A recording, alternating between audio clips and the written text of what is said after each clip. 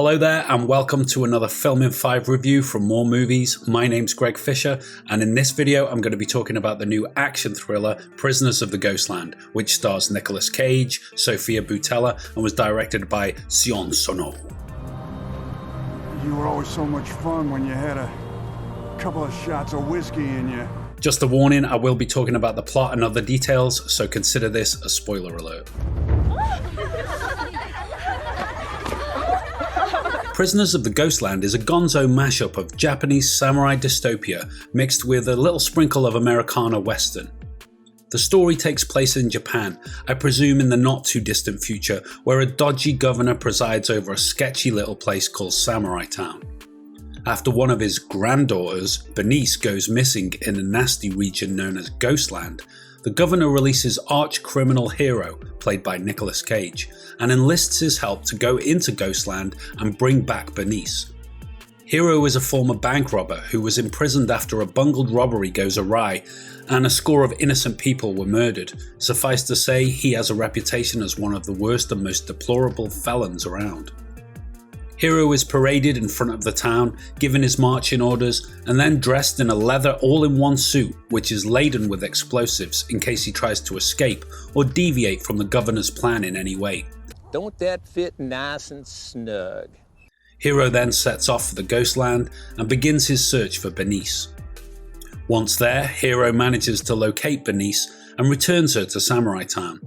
Then there's a showdown in which Hero, Bernice and the other subjects of the town face off against the governor and his army of goons. And that is pretty much that. I regret to announce this is the end. This is, quite frankly, one of the worst films I have ever seen. You cheap villainous maggot! What a badass.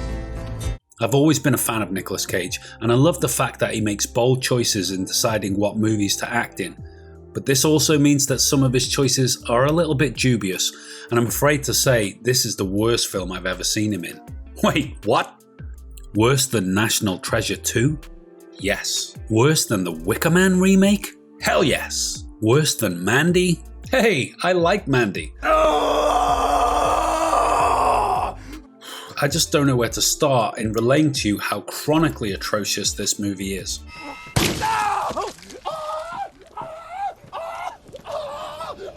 Okay, let's start at the beginning. The very first scene is actually quite interesting. We open with a bank robbery in which Cage and none other than Nick Cassavetes burst into a Japanese bank wielding guns and screaming orders at the customers and the tellers. This scene is quite beautifully shot with some tasty camera work, a gorgeous colour palette and a decent sound design. At this point I was thinking, okay, we might be in for something quite special here. I was wrong. Very wrong. From here on in, the movie tanked downwards and picked up speed, descending into a pantomime of farcical proportions that even the most forgiving mind would find it difficult to concentrate on, never mind enjoy. The script was cringingly awkward and banal. This impacted the performances, which were kitsch at best, frankly amateurish at worst. The camera work and mise-en-scene seemed to take off on an awful neophyte direction where nobody either in front of or behind the camera seemed to know what was going on or what they were supposed to be doing. The general production just seemed cheap. The plot is incredibly unoriginal and juvenile, and very little happens beyond what I've already described. The fight scenes were poorly choreographed and bumbling, to the point of becoming embarrassing to watch. What the hell was Niclas Cage thinking when he got involved with this one? The only person to blame for this train wreck of a movie is the director. Admittedly, I haven't actually seen any of Sono's previous work, but I'm aware he has directed a lot of films in his native Japan. But I just couldn't get into this one. Above all else, it was boring. And if this film is a taste of what he has done previously, then you can forget it, I'm just not interested. It's fair enough when a film is so bad that it's good, and you can glean some sort of basic enjoyment out of the mess. But Prisoners of the Ghostland was not one of these movies. It's just plain old bad. Don't waste your money. I'm not going to waste any more of your time or mine by saying anything else about this pile of crap. Wouldn't give you a drop of my piss, you degenerate! So that's it for this review. Leave me a comment and let me know what you thought of the video. And until next time, take good care of yourself and keep watching more movies. So what did you think of Prisoners of the Ghostland? Did I get this one completely wrong? Am I missing something about Sion Sono's work? Leave me a comment and let me know. And don't forget to like, share and subscribe right here on YouTube.